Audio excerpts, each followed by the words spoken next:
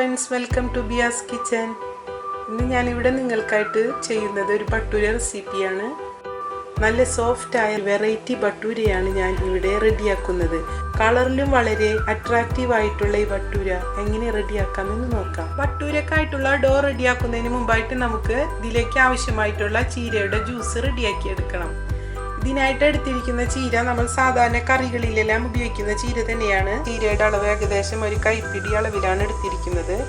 നമുക്കിതിൻ്റെ കട്ടിയുള്ള തണ്ടുകളെല്ലാം മാറ്റി ഇളം തണ്ടോടുകൂടി നമുക്ക് ജ്യൂസ് അടിച്ചെടുക്കാം. ഏകദേശം 1.5 ഗ്ലാസ് വെള്ളത്തിലാണ് ഞാൻ ജ്യൂസ് അടിച്ചെടുക്കുന്നത്. അപ്പോൾ അത് ആദ്യം റെഡിയാക്കി എടുക്കാം. നമ്മുടെ ചീര ജ്യൂസ് ഇവിടെ റെഡിയായി കഴിഞ്ഞു.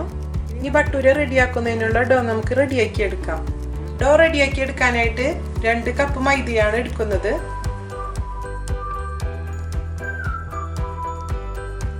ഇനി ഇതിലേക്ക് 2 ടേബിൾ സ്പൂൺ റവ ചേർത്ത് കൊടുക്കാം. ഇതൊരു സ്പൂൺ ഉപയോഗിച്ച് നല്ലപോലെ മിക്സ് ചെയ്തെടുക്കാം. റവ ഇതിലേക്ക് ഞാൻ ചേർത്ത് കൊടുത്തിരിക്കുന്നത് ഭട്ടൂര നല്ല ക്രിസ്പിയായി കിട്ടാൻ വേണ്ടിയിട്ടാണ്.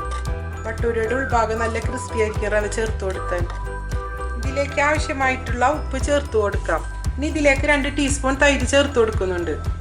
പിന്നെ ഭട്ടൂര റെഡിയാക്കി എടുക്കുമ്പോൾ അതിൽ മെയിൻ ഇൻഗ്രീഡിയൻ്റ് ആയിട്ടുള്ള ബേക്കിംഗ് സോഡയും ബേക്കിംഗ് പൗഡറും ഉപയോഗിക്കുന്നതിന് പകരമായിട്ട് ഞാനിവിടെ ഉപയോഗിക്കുന്നത് ഈനോയാണ്. ഇതിൽ 60% ബേക്കിംഗ് സോഡയും 30% സിട്രിക് ആസിഡുമാണ്. ഇത് ചേർത്ത് നമ്മൾ ഭട്ടൂര ഉണ്ടാക്കി കഴിഞ്ഞാൽ വയറിന് അധികം പ്രോബ്ലംസ് ഒന്നും വരില്ല. സാധാ ഭട്ടൂരയൊക്കെ കഴിക്കുമ്പോൾ എല്ലാവർക്കും വയറിനൊരു അസ്വസ്ഥതകളൊക്കെ ഉണ്ടാകാറുണ്ട്. ബേക്കിംഗ് സോഡയും ബേക്കിംഗ് പൗഡറൊക്കെ ചേർക്കുമ്പോൾ അസിഡിറ്റി ഉള്ളവർക്ക് അത് ബുദ്ധിമുട്ട് ചെയ്യുന്നതാണ്. അപ്പോൾ ഈനോ ചേർത്ത് കഴിഞ്ഞാൽ അങ്ങനെയുള്ള പ്രോബ്ലംസ് ഒന്നും ഉണ്ടാവില്ല. 1/2 ടീസ്പൂൺ ഈനോ ഇതിലോട്ട് ചേർത്ത് കൊടുക്കാം. ഇനി ഇത് നമുക്ക് നല്ലപോലെ മിക്സ് ചെയ്തെടുക്കാം. ഇനി ഇതിലേക്ക് നമ്മൾ നേരത്തെ മാറ്റി വെച്ചിരുന്ന ചീരയുടെ ജ്യൂസ് ചേർത്ത് കൊടുക്കാം. വെള്ളത്തിന് പകരമായിട്ടാണ് ഞാനിവിടെ ചീര ജ്യൂസ് ചേർത്ത് കൊടുക്കുന്നത്.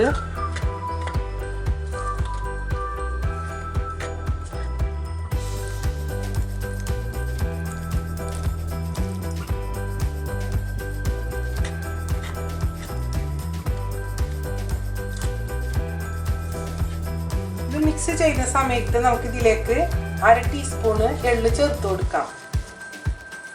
ഞാനിതിലേക്ക് എള്ള് ചേർത്തിരിക്കുന്നത് ഗ്രീൻ കളർ ഭട്ടൂരയിൽ എള്ളു ചേർക്കുമ്പോൾ നല്ല അട്രാക്റ്റീവ് ആയിരിക്കും. അത് റെഡിയാക്കി എടുക്കുമ്പോൾ നല്ല ഭംഗിയാണ് കാണാനായിട്ട്. ഇനി നമുക്ക് കൈ കൊണ്ട് തന്നെ ഒന്ന് കുഴച്ചെടുക്കാം. നല്ല സോഫ്റ്റായി തന്നെ ഇത് കുഴച്ചെടുക്കാൻ ശ്രദ്ധിക്കണം. എങ്കിലാണ് നമ്മുടെ ഭട്ടൂര നല്ല സോഫ്റ്റായി കിട്ടുകയുള്ളൂ.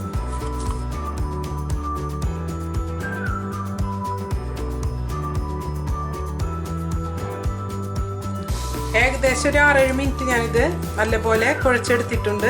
ഇനി നമുക്കിതൊരു 2 മണിക്കൂർ റെസ്റ്റ് ചെയ്യാൻ വെക്കാം. റെസ്റ്റ് ചെയ്യാൻ വെക്കുന്നതിന് മുമ്പായിട്ട് അല്പം ഓയിൽ തടവി വെച്ച് കഴിഞ്ഞാൽ നമുക്ക് നല്ല സോഫ്റ്റായിട്ട് ഭട്ടൂര റെഡിയാക്കി എടുക്കാം. റെസ്റ്റ് ചെയ്യാൻ വെക്കുന്ന സമയത്ത് ഡോ ഡ്രൈ ആവാതിരിക്കാനായിട്ട് നമുക്ക് ഇതൊരു നനഞ്ഞ തുണി കൊണ്ട് മൂടി വയ്ക്കാം.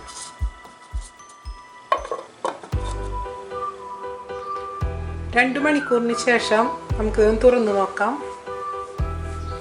വളരെ സ്മൂത്ത് ആയിട്ടുണ്ട്.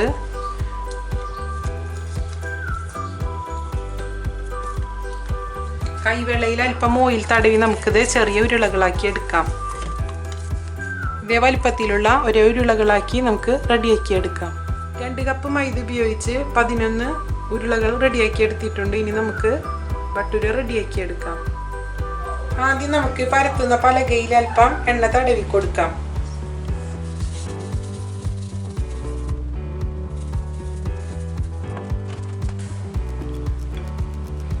അതിനുശേഷം നമുക്ക് ഓരോ ഭട്ടൂരയും പരത്തി റെഡിയാക്കി എടുക്കാം. നമുക്ക് ഏത് ഷേപ്പിൽ വേണമെങ്കിൽ ചെയ്യാം. ഞാനിവിടെ ഓവൽ ഷേപ്പിലാണ് റെഡിയാക്കി എടുക്കുന്നത്.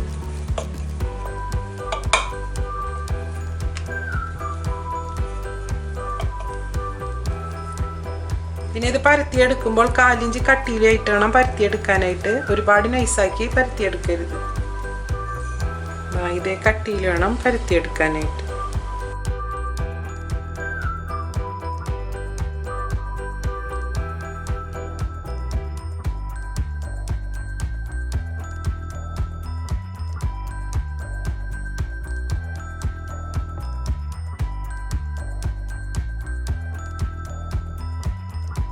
ഇനി നമുക്കിത് ഓരോന്നായിട്ട് പൊരിച്ചെടുക്കാം. ഇനി നമുക്ക് ഭട്ടൂര റെഡിയാക്കി എടുക്കാം. എണ്ണ നല്ലപോലെ ചൂടായതിന് ശേഷം മാത്രമാണ് അതിലേക്ക് ഇതിട്ട് കൊടുക്കേണ്ടത്. ഇനി ഓരോന്നായിട്ട് നമുക്ക് വറുത്തെടുക്കാം.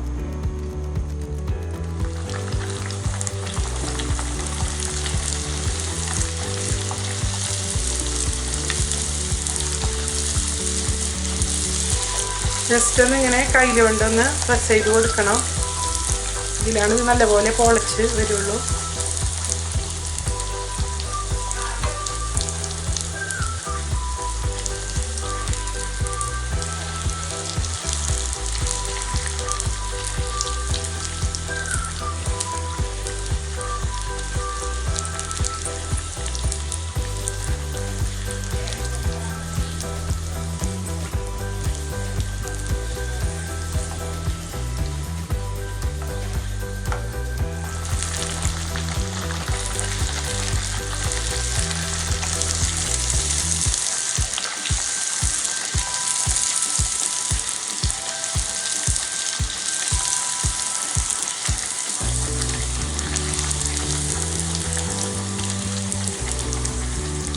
നല്ലപോലെ പൊളച്ച് വരുന്നുണ്ടോ?